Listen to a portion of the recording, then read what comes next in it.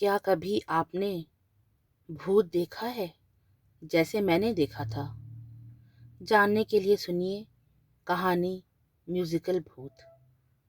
बात तब की है जब मैं अपनी सहेली सुषमा के गृह प्रवेश पे गई थी।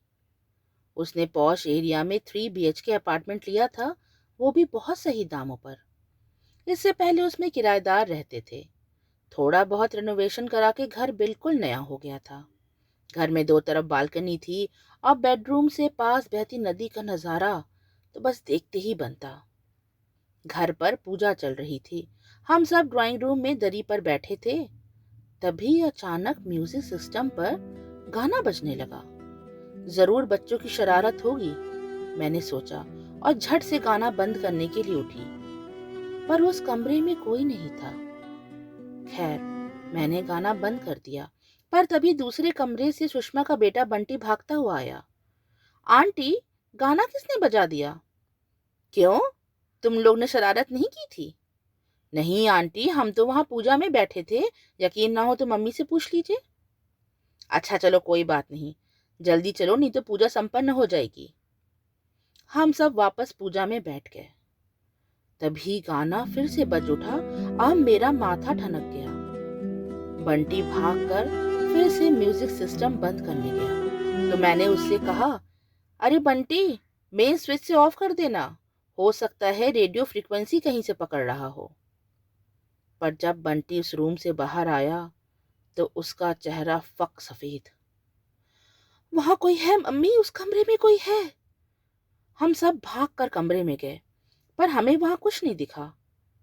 फिर बंटी ने एक अलमारी की तरफ इशारा किया। वहां वहां पर। मैंने अलमारी खोली। अलमारी खाली थी। उसमें अभी सामान नहीं रखा गया था। हाँ हाँ, पुराने अखबार अभी भी बिछे थे, जो शायद पहले किराएदार ने बिछाए हों। तभी पंडित जी आगे आए। उनके हाथ में हवन की राख और अखंड दीपक था। उन्होंने जो ही दीपक अलमारी में दिखाया और राख अंदर छिड़की कि तभी एक तस्वीर बाहर गिर गई। ये देख के सभी चौंक गए। पंडित जी ने तस्वीर हाथ में उठाई और हमें दिखाई। ये आपके परिवार में से कोई है? मेरी सहेली ध्यान से देखने लगी। वो किसी अधेड़ उम्र की औरत की तस्वीर थी। उसने बड़ी सी लाल बिंदी लगा रखी थी, मांग भर सिंदूर और सीधे पल्ले की साड़ी पहनी थी। हम में से कोई भी उसे नहीं जानता था। पंडित जी ने तस्वीर उठाई, उस पर थोड़ी सी राख छिड़की और उसे एक लाल कपड़े में लपेट दिया। मैं इसे नदी में प्रभावित कर दूंगा। मेरी सहेली भगवान पर बहुत विश्वास करती है। उसने कहा कि उसे इन सब चीजों से डर नहीं लगता, क्योंकि ईश्वर से बढ़कर कोई नहीं। हम सब उसके लिए बहुत चिंतित थे, क्योंकि सुषमा अपने बच्चे बंटी के साथ इस घर में अकेले रहने वाली थी। उसके हस्बैंड का टूरिंग का काम था, जिसके कारण वो अक्सर बाहर रहते। अपने दोस्त की हिम्मत देख के मेरा भी डर निकल गया और मैंने कुछ दिनों के लिए उसके पास रुकने का फैसला किया। हम सब रात में सो रहे थे। तभी बड़ी मधुर ध्वनि से हमारी नींद खुल गई। हालांकि बंटी सो रहा था। गिटार बजाने की आवाज थी। हम ड्राइंग रूम में गए, जहां से आवाजें आ रही थी। गिटार तो दीवार पर टंगा था, पर अदृश्य रूप से उसमें संगीत बज रहा था। सुषमा ने हंसकर कहा, लगता है आंटी जी को म्यूजिक बहुत पसंद है। क्या? मैंने सुषमा का चेहरा ध्यान से देखा। अरे ये अपना म्यूजिकल भूत, इसे संगीत का बड़ा शौक है। चलो सो जाते हैं, अभी जब इसका मन भर जाएगा तो खुद ही चला जाएगा। मैं सुषमा को बड़े ध्यान से देख रही थी। फिर उसने धीरे से ध्वनि में गायत्री मंत्र बजाया और हम सब सोने चले गए। थोड़ी देर में गिटार की आवाज आना भी बंद हो गई। मेरे अंदर बचपन से जो भूत प्रेत आत्माओं को लेके एक डर सा था, वो भी अब कम होता जा रहा था। पर मैं सुषमा जैसी निडर नहीं थी। हाँ, वो मेरे साथ होती तो मुझ में भी हिम्मत आ जाती थी।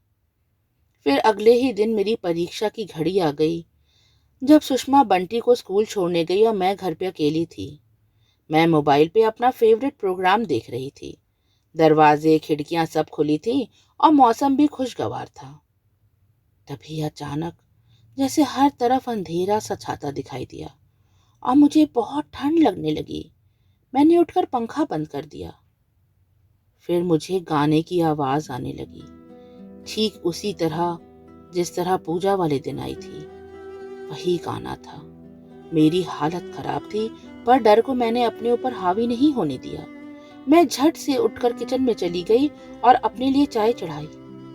सच क्या करती, हिम्मत तो दिखानी ही थी मुझे।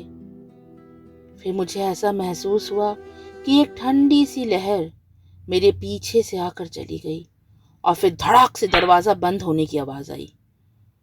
पर मैं मुड़ी नहीं, बस जलती हुई गैस को देखकर उसे गर्मी लेने का प्रयास करती रही। तभी डोर बेल बजी। मेरी लगभग चीख निकल गई। गाना बंद हो चुका था। सुषमा आई थी। उसके हाथ में गरम समोसे थे और मेरे माथे पर ठंडा पसीना। अरे, तूने तो चाय भी बना ली और इतनी गर्मी में पंखा क्यों बंद किया है? उसने मेरा चेहरा देखा और शायद मेरा हाल जान गई। देख प्रिया, ये मेरी लड़ाई है, तू वापस चली जा। मुझ में दैवीय शक्ति है, या आंटी मेरा कुछ नहीं बिगाड़ सकती, समझी? फिर हमने समोसा खाए और चाय पी।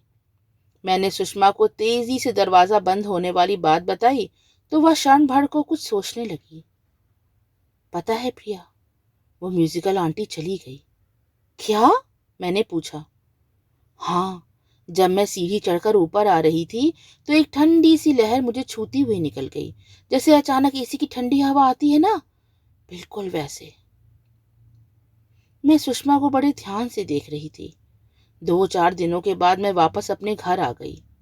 कई बार सुषमा से बात हुई, लेकिन फिर कभी भी उसके घर पे वैसा कोई संगीत नहीं बजा, ना ही गिटार बजने की आवाज आई। सच, डर के आगे जीत है और हमारे आत्मविश्वास के आगे बड़ी सी बड़ी मुसीबत भी घुटने टेक देती है। तो फिर वो म्यूजिकल आंटी का भूत क्या चीज था? अभी आप सुन रहे थे मेरी लिखी कहानी म्यूजिकल भूत। कहानी कैसी लगी अपनी प्रतिक्रिया कमेंट सेक्शन में ज़रूर दें। कहानी सुनने के लिए धन्यवाद।